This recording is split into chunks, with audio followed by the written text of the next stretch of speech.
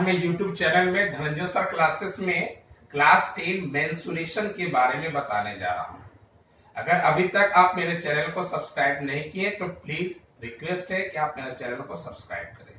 तो आज मैं मेंसुरेशन में आपका क्लास 10 का वॉल्यूम एंड सरफेस एरिया के बारे में बताने जा रहा हूँ। Volume and surface area. Surface area क्या है? तो सबसे पहले मैं बताने जा रहा हूं कि वॉल्यूम क्या होता है और एरिया क्या होता है। तो वॉल्यूम से पहले मैं एरिया में आ रहा हूं। एरिया तीन प्रकार का होता है। एक एरिया का मतलब क्या हो गया कि मान लेते हैं रेक्टेंगुलर शीट है। मान लीजिए सपोज कीजिए कि ये मेरा एक बुक है और एक रेक्टेंगुलर शेप में है। ये बुक जो है वो किस शेप में है? तो रेक्टेंगुलर शेप में। तो अगर हम एक पार्टिकुलर पेज के बारे में लेंगे तो ये एक रेक्टेंगल हो गया, तो जिसका लेंथ हो गया और ब्रेथ हो गया।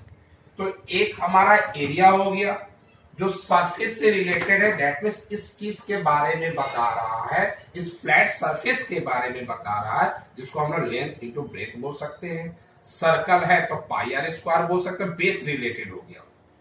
दूसरा हमारा क्या होता है? लेटरल सरफेस एरिया या हम कर्व सरफेस एरिया भी बोल सकते हैं। लेटरल सरफेस एरिया क्या है कि मान लीजिए सपोज कीजिए कि ये मेरा बुक है। ये 3 डायमेंशनल है क्योंकि लेंथ भी है, ब्रेथ भी है और हाइट भी है। तो लेटरल सरफेस एरिया का मतलब हो गया कि जैसे ये मेरा बुक का 6 फेस है। कैसे 6 फेस है? तो ये 1, ये 2, ये 3, ये 4, ये 5 और ये 6। तो टोटल हमारा इस बुक जो है इसका 6 फेस है। इसमें अप और डाउन को अगर हम लेफ्ट कर दे, छोड़ दे, तो ये साइड का जो 4 है फेस को, इसको अगर इंक्लूड करते हैं तो इसको हम लोग लेटरल सरफेस एरिया बोलते हैं। अगर यही चीज अगर हमारा सर्कुलर रहता है, अप और डाउन को अगर छोड़ देते हैं, तो ये जो कर्व भाग है अप और डाउन को छोड़कर, तो ये हमारा होगा कर्व सरफेस एरिया। नेक्स्ट हमारा क्या है? Total surface area. ये टोटल सरफेस एरिया क्या है कि मैंने जब लेटरल सरफेस एरिया के बारे में डिस्कस किया था, उस कंडीशन में अप एंड डाउन को नहीं लिया था। तो अगर मैं आपका 4 ये वॉल जो है इसके साथ अप एंड डाउन को भी अगर इंक्लूड कर देते हैं तो ये मेरा हो जाएगा टोटल सरफेस एरिया। वॉल्यूम क्या होता है? किसी भी कंटेनर में अगर कोई चीज को अंदर में रखने की बात होती है, जैसे फॉर एग्जांपल के लिए बोतल है, उस बोतल के अंदर में पानी रखना है, तो वह पानी जो है उस बोतल के वॉल्यूम को बताता है। मान लेते हैं सपोज दैट कि आप जो है वह तेल 1 लीटर तेल खरीद के लाए, 1 लीटर तेल, तो वह जो आपका कंटेनर है उसके अंदर में जो तेल है वह तेल क्या बता रहा? उस कंटेनर का वॉल्यूम बता रहा। अब देखो जनरली क्या होता है कि हम कंफ्यूज हो जाते हैं कि कहां हमें वॉल्यूम निकालना है और कहां हमें एरिया निकालना है। सपोज दैट कि मान लेते हैं कि कोई कंटेनर है और उस कंटेनर को अगर पेंट करना है या उस कंटेनर को बनाने के लिए मटेरियल यूज करना है, तो या ये सब बात पेंट करने के बारे में आए या मटेरियल के माध्यम से बनाने की बात है, तो वह हमारा क्या होता? एरिया होता है। लेकिन उस कंटेनर के अंदर में कोई चीज को होल्ड करने की बात आती है तो वह मेरा क्या हो जाता? वॉल्यूम।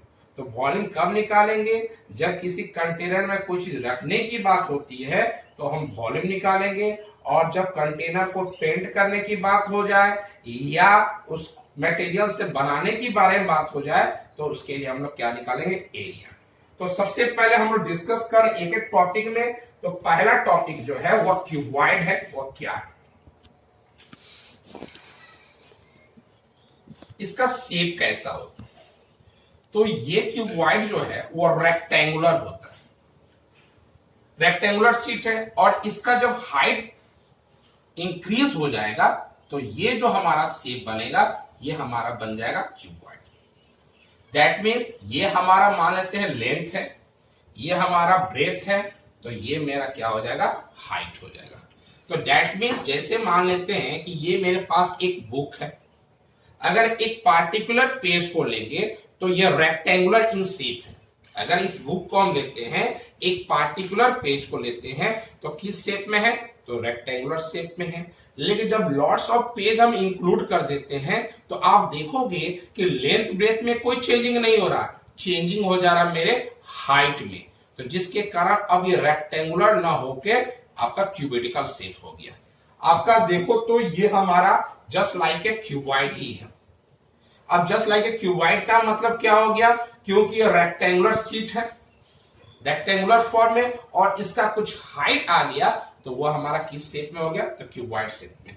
अब क्यूबॉइड शेप जो होता है उसका टोटल नंबर ऑफ फेस जो होता है वह टोटल 6 होता है। कैसे होता है, तो आप देखो 1 हो गया, इसके बैक में 2, यहां पर 3, यहां पर 4, अब 5 और 6। आप जिस रूम में बैठे हो उसका भी 6 फेस है, आप जिस रूम में बैठे हो उसका 4 वॉल है, उसके बाद सीलिंग है और उसके बाद फ्लोर है, तो टोटल नंबर ऑफ फेस कितना हो गया, तो 6 हो गया। तो एक क्यूबॉइड का टोटल नंबर ऑफ फेस क्या होता है, 6 होता है। अगर आपको इसका बोला जाए कि लेटरल सरफेस एरिया क्या होता है, तो लेटरल सरफेस एरिया का फॉर्मूला होता है 2L + B × H। अब थोड़ा सा सिंपल हम डील कर दे रहे हैं कि आखिर हमारा लेटरल सरफेस एरिया जो है उसका फॉर्मूला 2L + B × H कैसे होता है। तो मान लेते हैं कि सपोज दैट कि हमारा ये रेक्टेंगुलर शीट है, ये सपोज दैट हमारा रेक्टेंगुलर शीट है, इसको हम L मान लेते हैं, इसको B मान लेते हैं, और ये हमारा क्या हो जाता है, H हो जाता है। तो अगर हम लेटरल सरफेस एरिया में मैंने क्या बताया था, अप एंड डाउन को हम लोग नहीं लेंगे, लेटरल सरफेस एरिया में अप एंड डाउन को नहीं लेंगे, तो इसके हिसाब से ये भी L है। तो अगर इसका हम एरिया निकालेंगे तो इसका एरिया क्या हो जाएगा, L × H। इसका एरिया आप निकालोगे तो क्या हो जाएगा, L × H। उसी तरह अगर हम इधर में आ जाएंगे तो ये मेरा B हो जाएगा और ये मेरा H हो जाएगा। इसका एरिया निकालोगे तो B × H हो जाएगा। तो जिस तरह इसका एरिया B × H हुआ तो पीछे वाला का भी एरिया तो मेरा B × H ही होगा, और जिस तरह हमारा एरिया L × H हुआ उसी तरह इसके पीछे का भी एरिया L × H ही होगा। आप देखो कि L × H कितना टाइम्स हो गया, तो 2 टाइम्स हो गया। B × H कितना हो गया, तो ये भी 2 टाइम्स हो गया। और इसमें से अगर हम कॉमन निकालेंगे तो 2 कॉमन निकल जाएगा, H कॉमन निकल जाएगा, तो बच जाएगा मेरा L + B। तो आप देखो तो ये फॉर्मूला हमारा हो गया L + B × H। ये हमारा आ गया lateral surface area of cuboid. अगर इसी तरह अगर हम अप एंड डाउन को भी इंक्लूड कर देंगे तो हमारा टोटल सरफेस एरिया आ जाएगा। तो टोटल सरफेस एरिया का क्या फॉर्मूला है आप खुद क्रिएट कर सकते हो। तो मैं बताया था कि लेटरल सरफेस एरिया में मैं केवल 4 बेस का यूज किया, अप एंड डाउन को लेफ्ट कर दिया था। तो अगर अप एंड डाउन को इंक्लूड कर देंगे तो मेरा अप में क्या था, ये था, तो L × B था, ये हमारा अप भाग था, तो L × B हो जाएगा। और डाउन में भी क्या होगा, L × B है। अगर इसको इंक्लूड कर दोगे तो हमारा नया फॉर्मूला क्या हो जाएगा, 2LB हो जाएगा, जिसके कारण आप देखोगे तो केवल 2 कॉमन आएगा तीनों में, तो हो जाएगा LH + BH + LB। और इसको अरेंज कर दो सही वे में तो LB + BH + LH या HL। तो हमारा total surface area LB + BH + HL होगी। अब देखिए कि हमारा वॉल्यूम ऑफ क्यूबॉइड क्या होता है। तो वॉल्यूम ऑफ क्यूबॉइड जो है, वॉल्यूम ऑफ क्यूबॉइड होता है L × B × H। अब एक एक टॉपिक को अगर एक्सप्लेन करें तो लॉट ऑफ टाइम लगेगा, इसीलिए मैं सिंपल और फॉर्मूला देकर क्वेश्चन में आऊंगा। तो वॉल्यूम ऑफ क्यूबॉइड क्या होता है, L × B × H। सिंपली बोलते हैं वॉल्यूम क्या होता है, एरिया × हाइट। तो हमारा देखिएगा तो ये शीट किस टाइप का है, तो रेक्टेंगल टाइप का। तो रेक्टेंगल का एरिया क्या होता है, L × B। तो हमारा वॉल्यूम जो होता है वह जनरली होता है एरिया × हाइट होता है। तो ये हमारा क्यूबॉइड किस शेप का होता है, तो रेक्टेंगल टाइप का। तो एरिया ऑफ रेक्टेंगल क्या होता है, L × B। और साथ में क्या इंक्लूड करना है, तो हाइट। तो वॉल्यूम ऑफ क्यूबॉइड क्या हो जाएगा, L into B into H. अब हम आ जा रहे हैं डायगोनल ऑफ क्यूबॉइड, जिसको हम लोग लॉन्गेस्ट पॉल बोलते हैं, वो होता है L square plus B square plus H square. ये हमारा क्यूबॉइड शेप क्यों है, क्योंकि ये रेक्टेंगुलर शेप है और इसका कुछ हाइट इंक्रीज हो गया, इसीलिए हमारा ये क्या है, क्यूबॉइड। अब क्यूबॉइड के बाद हम आते हैं क्यूब में। क्यूबॉइड के बाद अब हम किस में आते हैं, तो क्यूब में। अब क्यूब क्या होता है, तो जिस तरह मैंने क्यूबॉइड के बारे में बताया कि रेक्टेंगुलर शेप होता है, तो क्यूब जो होता है मेरा स्क्वायर शेप में होता है। क्यूब जो होता है वह मेरा स्क्वायर शेप में। अब मेरा सेकंड फिगर जो है वह जस्ट लाइक ए क्यूब है। आप दोनों फिगर को ऑब्जर्व कर रहे हो तो इसमें पा रहे होगे कि लेंथ ब्रेथ के बाद हाइट जो है वह सेम नहीं है, लेकिन ये जो मेरा फिगर है इसमें लेंथ ब्रेथ और हाइट सब सेम है। तो जिस फिगर का लेंथ ब्रेथ और हाइट सब सेम होता है, उस प्रकार का जो फिगर होता है उसको हम लोग क्यूब बोलते हैं।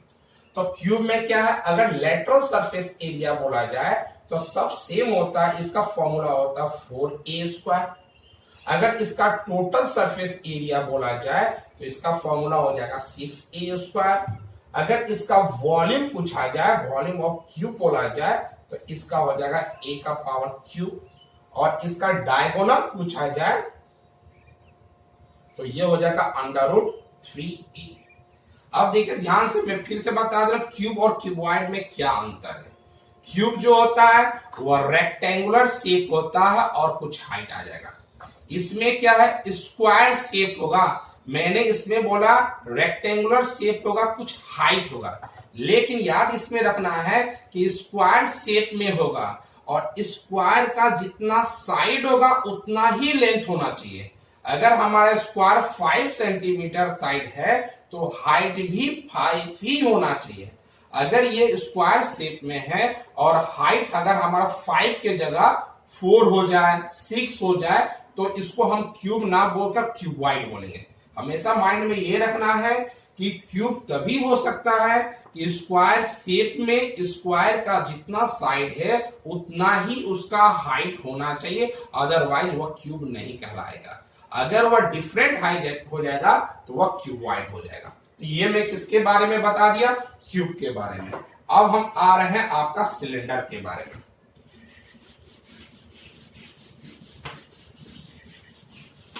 नेक्स्ट हमारा है सिलेंडर।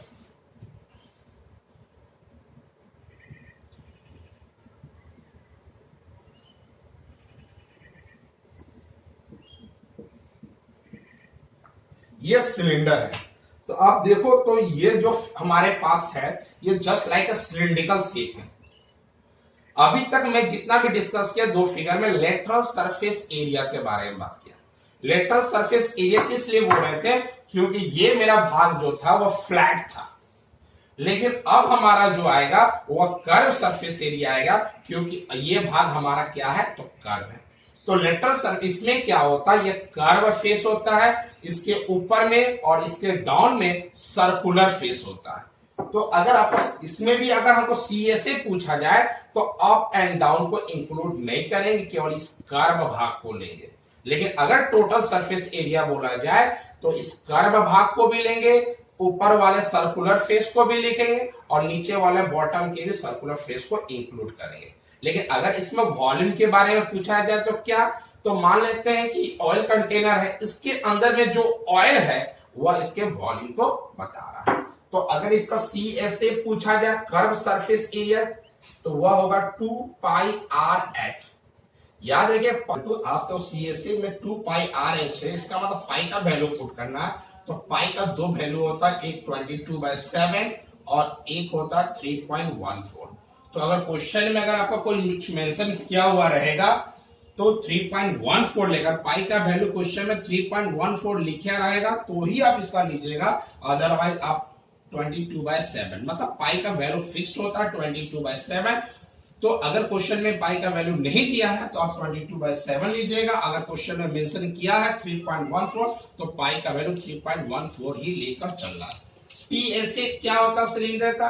तो टीएसए ऑफ सिलेंडर होता है 2πr ब्रैकेट में h plus R. That means इसमें क्या था कि ये हमारा कर्व भाग के साथ ऊपर का सर्कुलर और नीचे का भी सर्कुलर इंक्लूड कर देते हैं। तो ये हमारा टीएसए टोटल सरफेस एरिया होता। वॉल्यूम क्या होगा आपका सिलेंडर का? तो पाई आर स्क्वायर एच। तो ये मेरा क्या हो गया सिलेंडर। अब सिलेंडर के बाद हम आते हैं कोन में।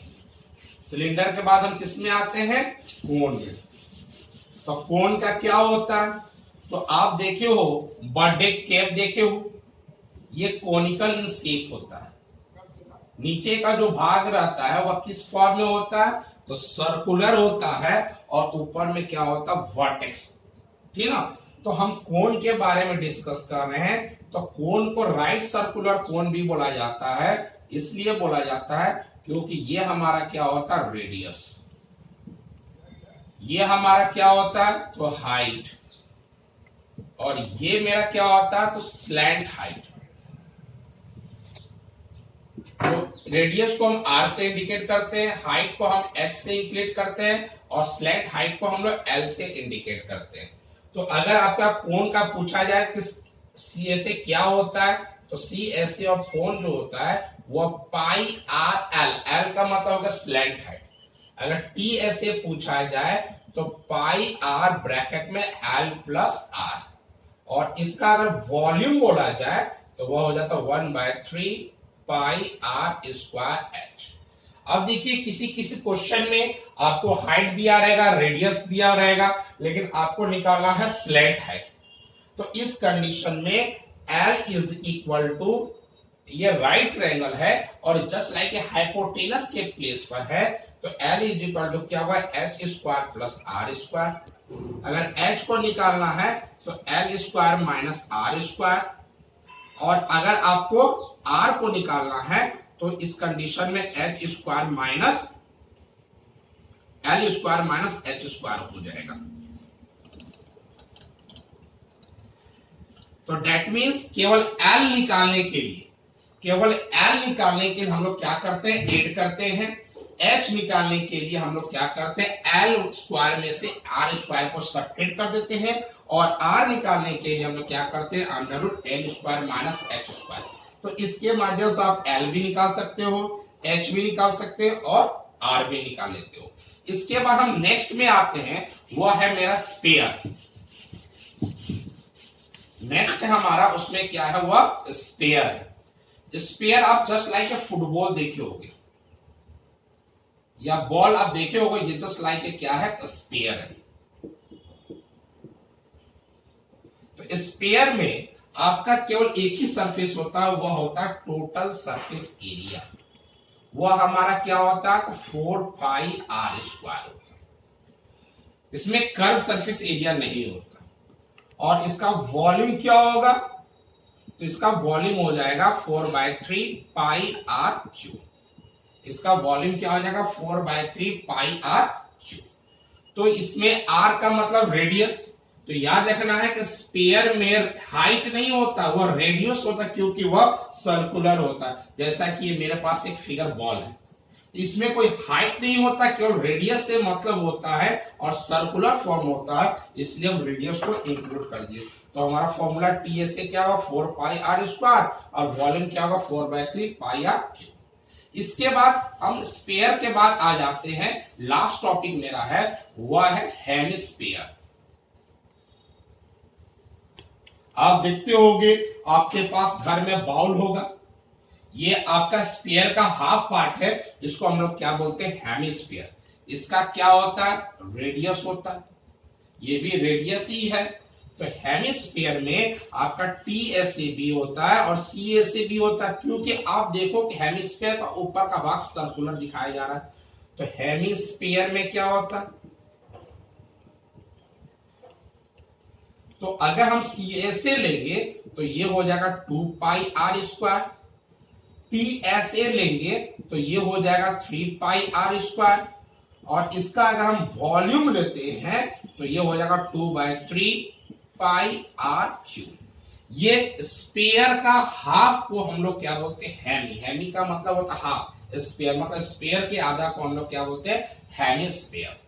तो आज मैं इस वीडियो के माध्यम से मैं आपका क्यूब, क्यूबॉइड, कोन, सिलेंडर, स्पेयर और हेमिस्फीयर के बारे में फॉर्मूला से रिलेटेड मैं आपको बता दिया।